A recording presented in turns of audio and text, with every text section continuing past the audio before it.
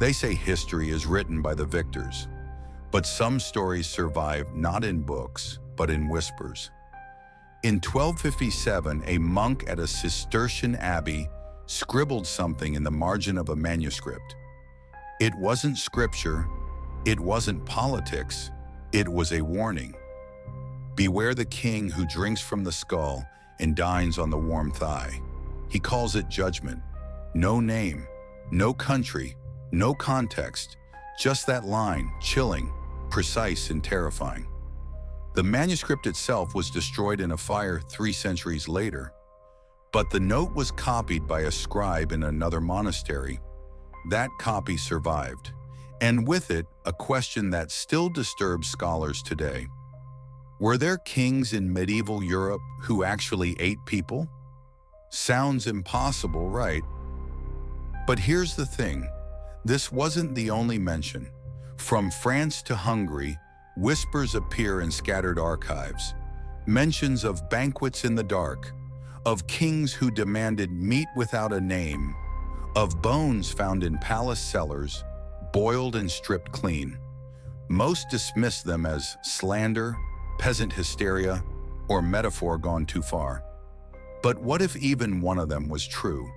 You might think, this must be fantasy, some Game of Thrones nonsense. But you'd be wrong. These are real entries in real documents, and not just from enemies. Some came from the pens of royal scribes, guards, even clerics who served the crown. That's what makes this so disturbing. So let's ask the question nobody wants to ask out loud. What would it mean if even one medieval king really did consume human flesh? Drop your thoughts in the comments. Could power drive a man that far, or is this all propaganda? Let's go back to where the trail begins, with a king whose name we won't mention yet, only his actions. In a border fortress somewhere in the Holy Roman Empire, winter came early. The snow-locked roads cut off supply routes. The court physician recorded a strange order. Preserve the bodies of the executed. The king may have use of them. Strange phrasing, but not proof of anything, until the following entry, written weeks later. The king supped alone. The men did not ask what was served, only that it was hot, and that the king's mood was exalted. Now you tell me, what do you think that means? This isn't a one-off. In multiple cases, references to royal, meat without prayer, or sacrifices dressed for the table appear. Sometimes they're poetic, sometimes they're painfully blunt, but there's a pattern: extreme cold, food shortages, political instability, and then rumors. Vanishing servants, closed kitchens, guards refusing to speak.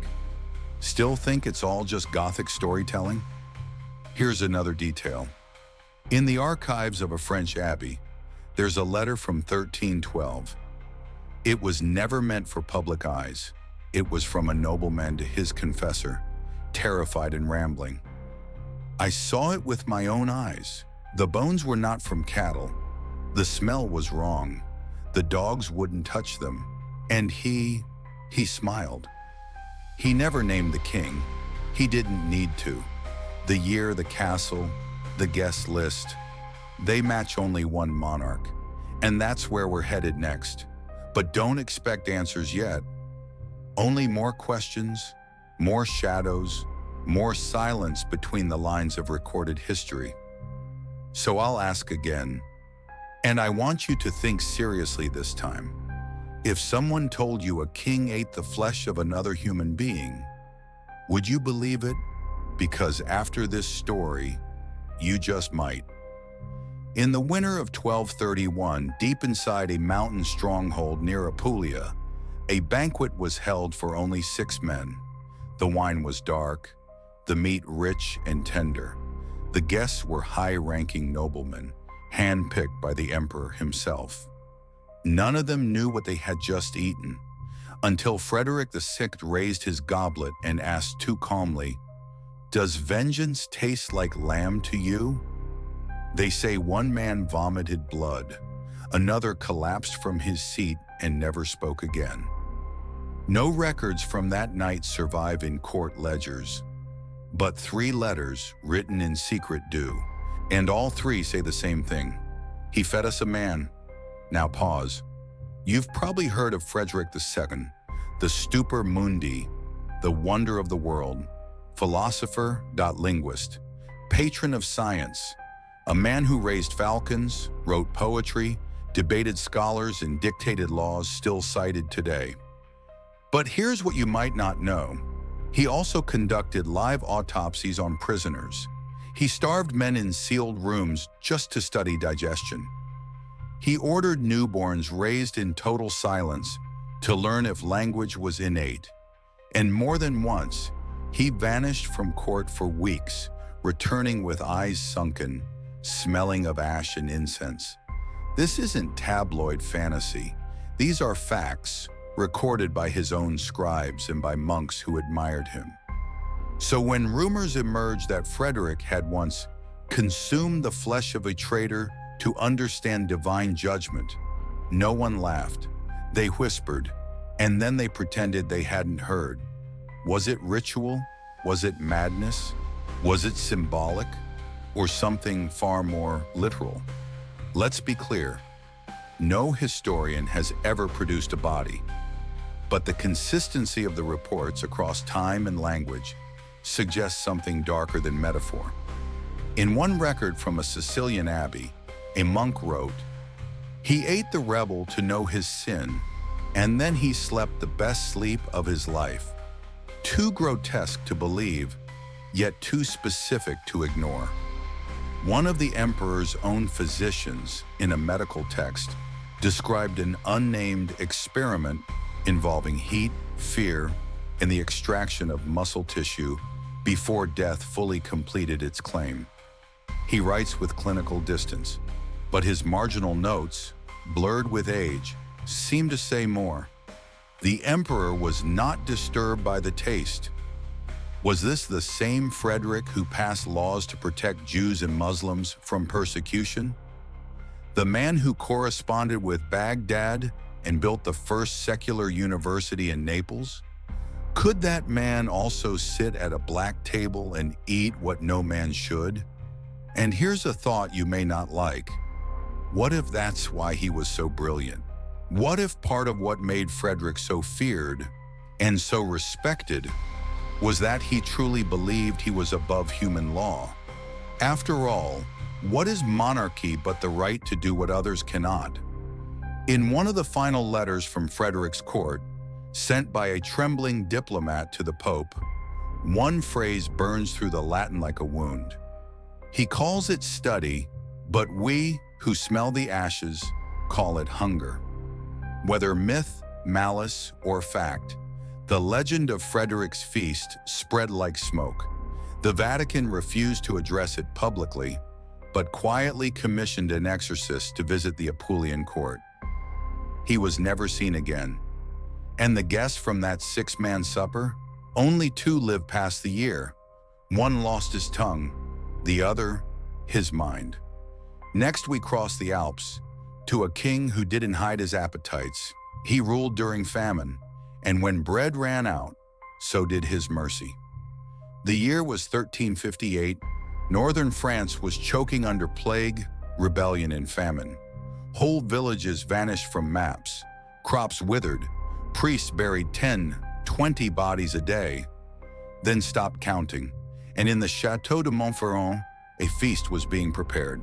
Not for peasants, not for priests, for the king. John II of France, called the Good, though few peasants would have used that word, arrived under torchlight. The roads to the castle had been cleared days earlier. Locals whispered it wasn't just for royal comfort, it was to erase the footprints. Because in the weeks before his arrival, children began to disappear. At first just one, a baker's son, then a set of twins, then the mute girl who swept the chapel floor. The official reports said wolves or gypsies or the plague. But the monastery 2 miles east recorded something else. A single line, hidden in the folds of an illuminated manuscript, barely visible under the ink. The wagons rolled empty, but the castle smoked. What does that mean? No one dared ask. What we do know is this. On the second night of John's visit, smoke was seen rising from the eastern wing of the castle kitchens. A guard, later discharged for blasphemous testimony, told his wife what he saw. She wrote it down. They were small, limbs thin. The cooks had removed their heads. He said the stew smelled sweet, like nothing else he'd tasted. And the king, he asked for more. That woman was found drowned days later. The parchment survived, hidden behind a false wall in the rectory. Discovered in 1894 during renovations. The ink barely readable, but real. Carbon dated, authentic. And if you think that sounds too far-fetched, consider this. 2 years earlier, the Pope had rebuked King John in a private letter. Not for war crimes, not for taxation, for indulgences of the table, unholy and inhuman. The letter was hidden by the church until 1973. Still not convinced? Let's talk about the Banquet of Bone. This name appears in 4 separate noble diaries, all referencing a winter gathering at Montferrand in which the king requested meat not found in market nor field. The feast was by invitation only. No servants allowed inside. The dishes were brought by veiled men. The leftovers were burned in a pit behind the castle, ashes mixed with lime. Nothing buried, a knight named Charles de Viennac wrote afterward. Never again shall I eat what I cannot name. He died of fever a month later. Was it real? Was it madness, or was it punishment? One theory whispered by scholars and burned in books is that the children were not random. They were the sons and daughters of rebels. The king's revenge was not swift. It was slow and cooked in silence. Revenge served warm. Could a ruler, even one beloved by chroniclers, commit such horror, or was it all a political hallucination, a medieval PR smear? But then there's this, a map recovered from a private archive marked with small red dots. The homes of the vanished children, they form a ring, a perfect radius, and at its center, Château de Montferrand. Coincidence? Pattern, or a radius of silence? You decide, but know this. The French court never investigated. No arrests, no proclamations, just one statement from the king's scribe 6 months later, buried in tax records. The kitchens required more salt than usual this winter for preservation. Next we go east, to a kingdom where the king's cousin accused him not in secret, but at trial, and where 2 monks witnessed something so grotesque they begged to be exiled. In 1330, a trial was held behind closed doors in the fortress of Visegrad, Hungary. No scribes were allowed. No announcements made. The charges? Treason, witchcraft, and one final word scribbled only in the margin of a hidden document, carnibus, Latin for of the flesh. The man on trial was Duke Laszlo, cousin to King Charles I of Hungary, a noble, a commander, and the first person in recorded Hungarian history to openly accuse a monarch of cannibalism. What makes this different? He did it in court. He named witnesses, and 2 of them, monks from the Cistercian Abbey of Pannonhalma, vanished a week later. The only record of their testimony comes from a half-burnt parchment, salvaged from the monastery's archives, later banned by royal order. In it, the monks describe being summoned to a private chamber within Buda Castle during a moonless feast.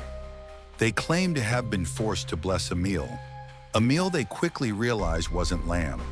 One of them wrote, "The sinews snapped like rope, but the meat was too soft, too pale, and the king's eyes never left us. That monk was found naked in the woods days later, babbling, clawing at his own skin, repeating only 3 words. He made us eat. The other monk, never seen again. Of course, the official records say something different. They call Laszlo insane. They claim he fabricated the story after being passed over for command of a border regiment. They say the monks were traitors, caught aiding enemies of the crown. But here's what they don't say. Why did the king erase 3 weeks of kitchen ledgers? Why were all staff in the Eastern Wing dismissed and relocated without explanation? Why did the royal physician resign immediately afterward and flee to Vienna under false identity? It gets darker. One of Charles's personal guards, in a confession taken years later under threat of torture, said this: "It was not meat, it was man." The cooks wept. The king laughed. He said, "Fear makes the blood richer." The confession was never entered into public record, but the notary who recorded it made a private copy, hidden inside the binding of his own Bible. It surfaced centuries later. Still not enough? In 1332, an anonymous letter was sent to the Archbishop of Esztergom. It contained no salutation, no closing, only a single line. "He eats what he conquers, the flesh of man, the soul of God. We serve a butcher on a throne." The handwriting matched that of a palace librarian. No one ever found the sender. The case against Laszlo collapsed. The king pardoned him for family honor, but banished him to a monastery deep in the Carpathians. He died 3 months later. No cause recorded, no autopsy allowed. So, was it all political? A family feud turned into medieval slander? Or did those monks see something unspeakable? A few years later, the king commissioned a chapel, built in secret, carved into the side of a cliff, far from any road. Its name? Sanctus Carnis. Holy flesh, the fresco above the altar, not Christ, not angels, but a crowned man, knife in hand, seated at a table of bones. Next, we step into the shadows of war, where siege and starvation blurred every moral line. And one king in full daylight signed a decree that human meat was now law. Winter, 1097.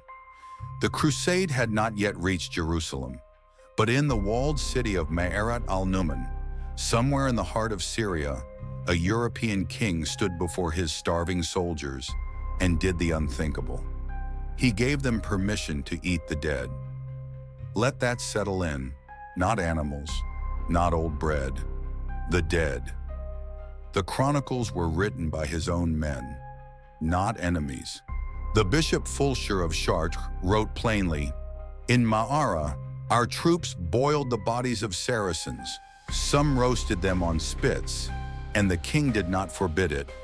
That king was Raymond of Toulouse, a devout Christian, a noble from France, and now the man who legalized cannibalism in the name of conquest.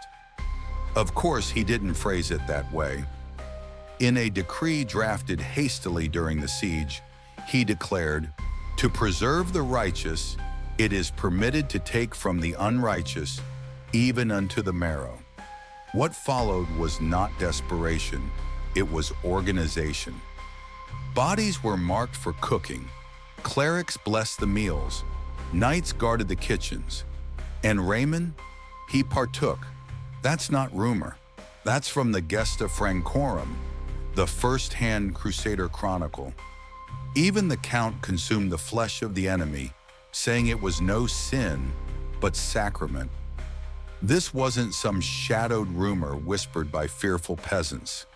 This was written by his own men with pride. But why? Because the army was dying. Starvation had taken hundreds. Horses were gone. Grain stores empty. And the king, because that's what Raymond had become in all but title, had to choose between death and darkness. So he chose darkness.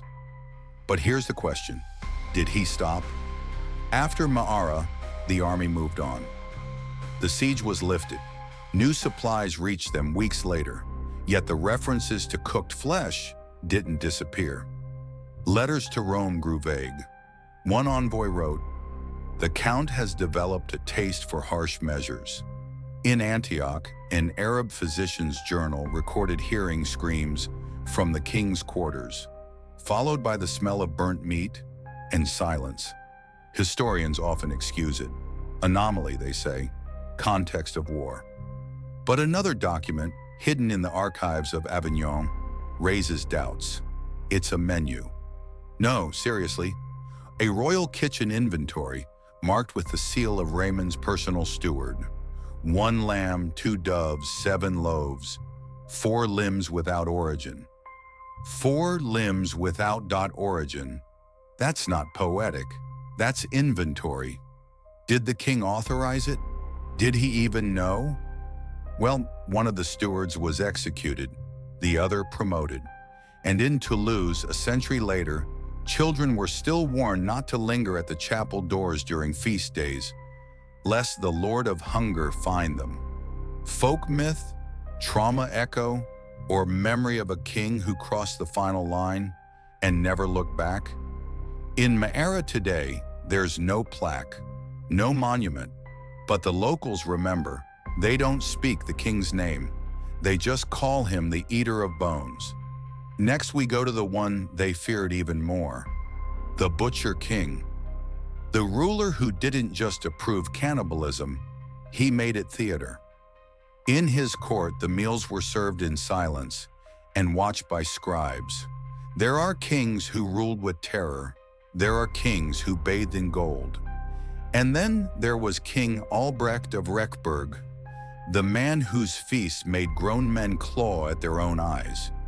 You won't find his name in school books.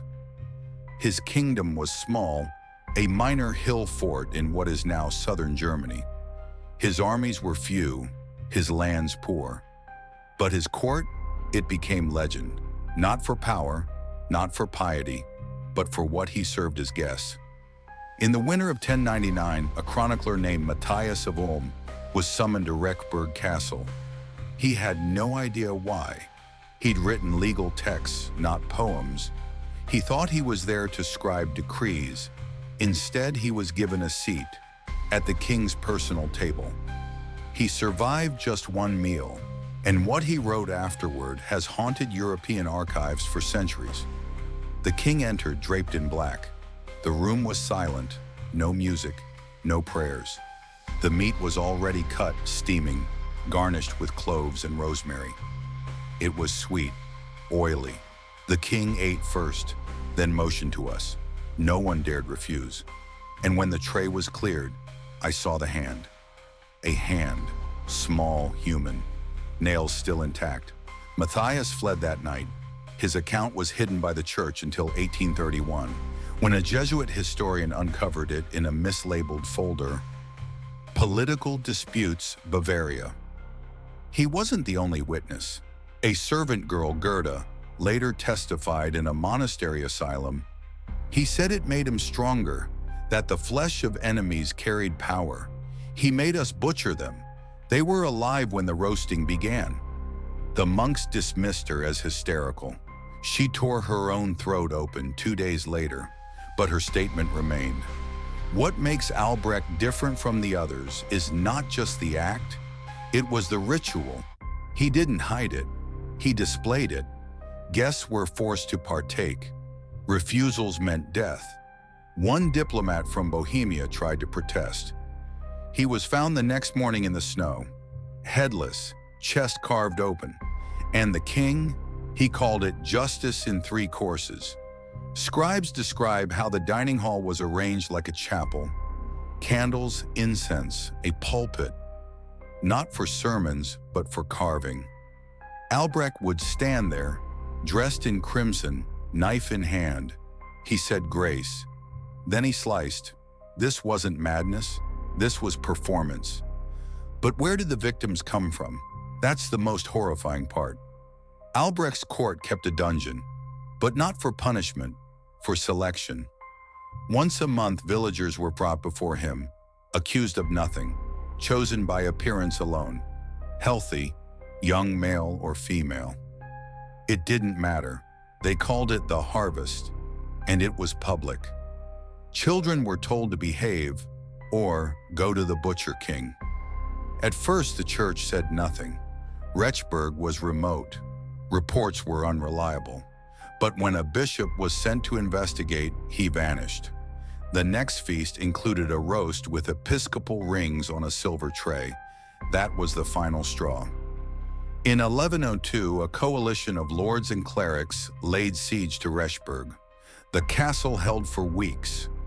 When they finally broke through, they found the great hall, filled with bones, not buried, arranged, labeled, cataloged like relics, skulls carved with names, ribs stacked in spirals, hearts in jars of brine. And in the center, Albrecht, alive, waiting, a crown of vertebrae on his brow. He was hanged within the hour, but not before he spoke his final words. Man is meat. Only the bold admit it. The church tried to erase it, burned every copy of Matthias's account they could find, declared the events heresy, myth, a demon's work. But the ruins of Rechberg still stand, and deep in its stone, there are carvings no moss can cover. Knives, tables, faces twisted in screams. Next, we reach the end, the only case confirmed by 4 independent sources, a king, a siege, and a ritual not denied, but documented. Everything you've heard so far could be doubted, dismissed as rumor, as smear, as madness, until now. Because in 1276, during the siege of Aulnoy, something happened that no one, not even royal scribes, dared to deny. It was winter. The castle, held by King Gervais of Lothian, had been cut off for 40 days. No grain, no livestock. The wells froze. The soldiers began to die slowly, some from wounds, some from cold, many from hunger. And then the king issued a decree, one so strange it survives in 4 separate records, each from different camps. The dead shall serve the living. In death, loyalty continues. At first it seemed metaphorical, until the bodies vanished. Chronicler Adalric of Rouen, writing from the besieging army side, recorded this. We saw smoke from the castle, thick, white, not wood, not coal. We knew that smell. Every man who'd fought in the east knew it. Then came the runners, defectors from the castle walls, and what they said, the king dines nightly, he does not ration, he does not fast. He says the flesh of warriors makes him strong. That sacrifice demands consumption. The commander of the siege, Count Theobald, was horrified. He ordered messengers to confirm. One was captured, stripped, killed, returned by cart, his body roasted, his leg marked with ink. Too lean, a mockery, a message. Inside the castle, things grew darker. One of Gervais' own captains wrote in his secret journal, "He feasts while we die. The cooks say nothing. Their eyes are empty. I think they have eaten too." The journal ends there. Then on the 47th day, the gates opened, not from surrender, but from madness. The garrison stumbled out, bloodied, emaciated, weeping. Behind them, Gervais walked barefoot, covered in ash, chanting the Psalms. In his hands, a gilded tray, on it, a severed head, glazed with honey. When they seized him, he didn't resist. He simply asked, "Did you taste the strength of your men, or only their fear?" The siege was over. The castle was sealed. The corpses buried in lime. The records classified. But a Vatican envoy had been present, and his report, unedited, untranslated, survives in the Codex Sylvanus. It states plainly, King Gervais consumed human flesh, not in madness nor starvation, but in ritual, with clarity of mind and purpose. And he believed it sacred. No metaphor, no confusion. And here's the question no one wants to ask. Was he alone, or was he just the one who got caught? Historians still argue. Some say propaganda, a perfect way to destroy a legacy. Others say trauma, that after years of war and hunger, even kings broke. But one detail remains. Among Gervais' possessions was a journal. Its final line reads, "In blood we are born, in flesh we reign, in marrow we remember." So Fede, what do you believe now? Were these just monsters in royal robes? Victims of famine and fear? Or reflections of a darker truth? That behind every crown, there's a hunger no gold can feed? Let me know in the comments, because sometimes the oldest stories aren't just legends, they're warnings.